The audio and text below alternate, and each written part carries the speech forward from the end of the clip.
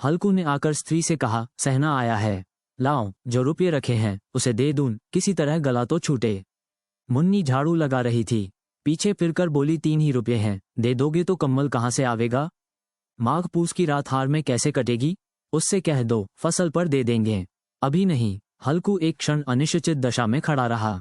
पूस सिर पर आ गया, कंबल के बिना हार में। रात को वो किसी तरह सो नहीं सकता, मगर सहना मानेगा नहीं, घुड़कियां जमावेगा, गालियों देगा।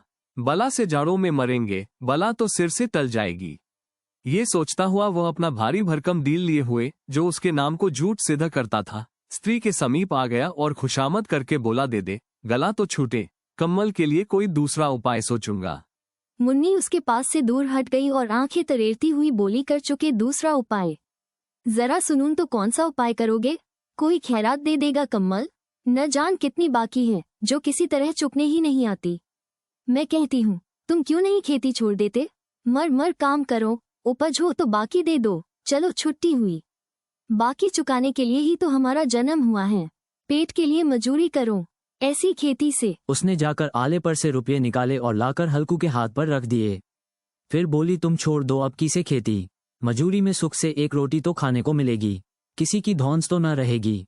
अच्छी खेती है, मजूरी करके लाओ, वह भी उसी में झोंक दो, उस पर धौंस। हल्कू न रुपये लिए और इस तरह बाहर चला, मानो अपना हृदय निकाल कर देने जा रहा हो। उसने मजूरी से एक एक पैसा काट काट कर 3 रुपये कंबल के लिए जमा किए थे। वह आज निकले जा रहे थे, एक एक पग के साथ उसका मस्तक पानी दीनता के भार से दबा जा रहा था। पूस की अंधेरी रात, आकाश पर तारे भी ठिठुरते हुए मालूम होते थे। हल्कू अपने खेत के किनारे ओक के परतों की एक छतरी के नीचे बॉस के खटाले पर अपनी पुरानी गाढ़े की चादर ओढ़े पड़ा कौप रहा था। खाट के नीचे उसका संगी कुत्ता जबरा पेट में मुंह डाले सर्दी से कू कू कर रहा था। 2 में से एक को भी नींद नहीं आ रही थी। हल्कू ने घुटनियों को गर्दन में चिपकाते हुए कहा, क्यों जबरा, जाड़ा लगता है? कहता तो था घर में पुआल पर लेट रहे, तो यहाँ क्या लेने आए थे? अब खाओ ठंड, मैं क्या करूं? जानते थे मैं यहाँ हलवा पूरी खाने आ रहा हूँ। दौड़े दौड़े आगे आगे चले आए। अब रो नानी के नाम को। जबरा ने पड़े पड़े दुम हिलाई और अपनी कूं कूं को दीर्घ बनाता हुआ कहा, कल से मत आना मेरे साथ, नहीं तो ठंडे हो जाओगे।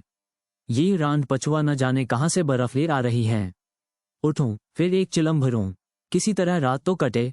8 चिलम तो पी चुका। ये खेती का मजा है, और एक भगवान ऐसे पड़े हैं जिनके पास जाड़ा आए तो गर्मी से घबराकर भागे। मोटे मोटे गददे, लिहाफ, कंबल, मजाल है जाड़े का गुजर हो जाए। तकदीर की खूबी, मजूरी हम करें, मजा दूसरे लूटें। हल्कू उठा, गड्ढे में से जरा सी आग निकालकर चिलम भरी। जबरा भी उठ बैठा। हल्कू ने चिलम पीते हुए कहा, पिएगा चिलम, जाड़ा तो क्या जाता है, हाँ जरा मन बदल जाता है। जबरा ने उनके मुंह की ओर प्रेम से छलकता हुई आंखों से देखा। हल्कू, आज और जाड़ा खा ले, कल से मैं यहाँ पुआल बिछा दूंगा, उसी में घुसकर बैठना, तब जाड़ा न लगेगा। जबरा ने अपने पंजों उसकी घुटनियों पर रख दिए और उसके मुंह के पास अपना मुंह ले गया। हल्कू को उसकी गर्म सौस लगी। चिलम पीकर हल्कू फिर लेटा और निश्चय करके लेटा कि चाहे कुछ हो अब की सो जाऊंगा, पर एक ही क्षण में उसके हृदय में कंपन होने लगा। कभी इस करवट लेटता, कभी उस करवट पर जाड़ा किसी पिशाच की भौती उसकी छाती को दबाए हुए था। जब किसी तरह न रहा गया, उसने जबरा को धीरे से उठाया और उस सिर को थपथपाकर उसे अपनी गोद में सुला लिया। कुत्ते की देह से जाने कैसी दुर्गंध आ रही थी, पर वह उसे अपनी गोद में चिपटाए हुए ऐसे सुख का अनुभव कर रहा था जो इधर महीनों से उसे न मिला था। जबरा शायद ये समझ रहा था कि स्वर्ग यही है, और हल्कू की पवित्र आत्मा में तो उस कुत्ते के प्रति घृणा की गंध तक न थी। अपने किसी अभिन्न मित्र या भाई को भी वो इतनी ही तत्परता से गले लगाता।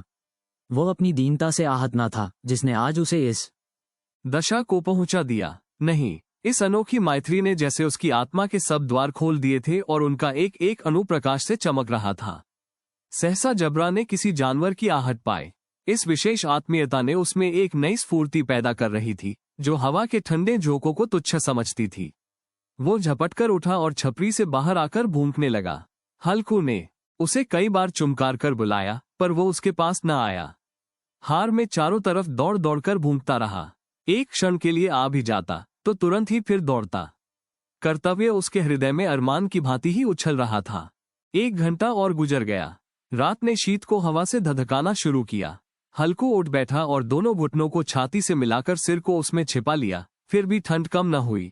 ऐसा जान पड़ता था सारा रक्त जम गया है, धमनियों में रक्त की जगह हिम बह रही है। उसने झुककर आकाश की ओर देखा। अभी कितनी रात बाकी है? सप्तर्षि अभी आकाश में आधे भी नहीं चढ़े। ऊपर आ जाएंगे तब कहीं सवेरा होगा। अभी पहर से ऊपर रात है। हल्कू के खेत से कोई एक गोली के टप्पे पर आमों का एक बाग था। पतझड़ शुरू हो गई थी। बाग में पत्तियों को ढेर लगा हुआ था।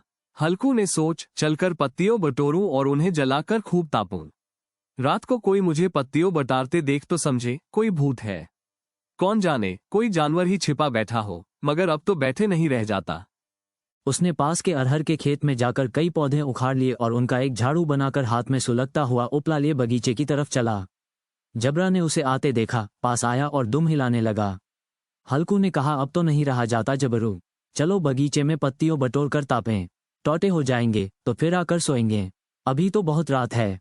जबरा ने कूं कूं करे सहमति प्रकट की और आगे बगीचे की ओर चला। बगीचे में खूब अंधेरा छाया हुआ था और अंधकार में निर्दय पवन पत्तियों को कुचलता हुआ चला जाता था। वृक्षों से ओस की बूंदें टप टप नीचे टपक रही थीं। एकाएक एक झोंका मेहंदी के फूलों की खुशबू लिए हुए आया। हल्कू ने कहा, कैसी अच्छी महक आई जबरू, तुम्हारी नाक में भी तो सुगंध आ रही है। जबरा को कहीं जमीन पर एक हड्डी पड़ी मिल गई थी। उसे चिंचोड़ रहा था। हल्कू ने आग जमीन पर रख दी और पत्तियों बठारने लगा। जरा देर में पत्तियों का ढेर लग गया था। हाथ ठिठुरे जाते थे, नगे पांव गले जाते थे और वो पत्तियों का पहाड़ खड़ा कर रहा था। इसी अलाव में वो ठंड को जलाकर भस्म कर देगा। थोड़ी देर में अलावा जल उठा। उसकी लौ ऊपर वाले वृक्ष की पत्तियों को छू छू कर भागने लगी। उस अस्थिर प्रकाश में बगीचे के विशाल वृक्ष ऐसे मालूम होते थे मानो उस अथाह अंधकार को अपने सिरों पर संभाले हुए हों। अंधकार के उस अनंत सागर में यह प्रकाश एक नौक के समान हिलता मचलता हुआ जान पड़ता था। हल्कू अलाव के सामने बैठा आग ताप रहा था। एक क्षण में उसने दोहर उताकर बगल में दबा ली, दोनों पौवम फैला दिए मानो ठंड को ललकार रहा हो, तेरे जी में आए सोकर। ठंड की असीम शक्ति पर विजय पाकर वह विजय गर्व को हृदय में छिपा न सकता था। उसने जबरा से कहा, क्यों जब्बर, अब ठंड नहीं लग रही है? जब्बर ने कूं कूं करके मानो कहा, अब क्या ठंड लगती ही रहेगी। पहले से यह उपाय न सूझा, नहीं इतनी ठंड क्यों खाते? जब्बर ने पूछ हिलाई। अच्छा आओ, इस अलाव को कूदकर पार करें, देखें कौन निकल जाता है। अगर जल गए बचा तो मैं दवा न करूंगा। जब्बर ने उस अग्नि राशि की ओर कातर नेत्रों से देखा। मुन्नी से कल न कह देना, नहीं लड़ाई करेगी। ये कहता हुआ वो उछला और उस अलाव के ऊपर से साफ निकल गया। पैरों में जरा लपट लगी, पर वो कोई बात न थी। जबरा आग के गिर्द घूमकर उसके पास आ खड़ा हुआ। हल्कू ने कहा, चलो चलो, इसकी सही नहीं, ऊपर से कूद कर आओ। वो फिर कूदा और अलाव के इस पार आ गया। पत्तियां जल चुकी थीं। बगीचे में फिर अंधेरा छा गया था। राख के नीचे कुछ कुछ आग बाकी थी, जो हवा का झोंका आ जाने पर जरा जाग उठती थी, पर एक क्षण में फिर आंखें बंद कर लेती थी। हल्कू ने फिर चादर ओढ़ ली और गर्म राख के पास बैठा हुआ एक गीत गुनगुनाने लगा। उसके बदन में गर्मी आ गई थी, पर ज्यों-ज्यों शीत बढ़ती जाती थी उसे आलस्य दबाए लेता था। जबरा जोर से भूंककर खेत की ओर भागा। हल्कू को ऐसा मालूम हुआ कि जानवरों का एक झुंड खेत में आया है। शायद नीलगायों का झुंड था। उनके कूदने दौड़ने की आवाजें साफ कान में आ रही थी। फिर ऐसा मालूम हुआ कि खेत में चर रही हैं। उनके चबाने की आवाज चर चर सुनाई देने लगी। उसने दिल में कहा, नहीं, जबरा के होते कोई जानवर खेत में नहीं आ सकता। नोच ही डाले, मुझे भ्रम हो रहा है। कहाँ, अब तो कुछ नहीं सुनाई देता। मुझे भी कैसा धोखा हुआ। उसने जोर से आवाज लगाई, जबरा जबरा। जबरा भूंकता रहा, उसके पास न आया। फिर खेत के चरे जाने की आहट मिली। अब हल्कू पक्का इरादा करके उठा और 2-3 कदम चला, पर एकाएक हवा कस ऐसा ठंडा चुभने वाला बिच्छू के डंक का सा झोंका लगा कि वह फिर बुझते हुए अलाव के पास आ बैठा और राख को कुरेदकर अपनी ठंडी देह को गरमाने लगा। जबरा अपना गला फाड़ डालता था। नील गाय खेत का सफाया किए डालती थीं और हल्कू गर्म राख के पास शांत बैठा हुआ था।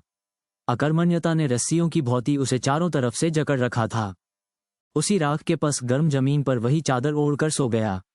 सवेरे जब उसकी नींद खुली तब चारों तरफ धूप फैली गई थी और मुन्नी की रही थी, क्या आज सोते ही रहोगे? तुम यहाँ आकर रम गए और उधर सारा खेत चौपट हो गया। हल्कू न उठकर कहा, क्या तू खेत से होकर आ रही है? मुन्नी बोली, हाँ, सारे खेत का सत्यानाश हो गया। भला ऐसा भी कोई सोता है? तुम्हारे यहाँ मिडैया डालने से क्या हुआ?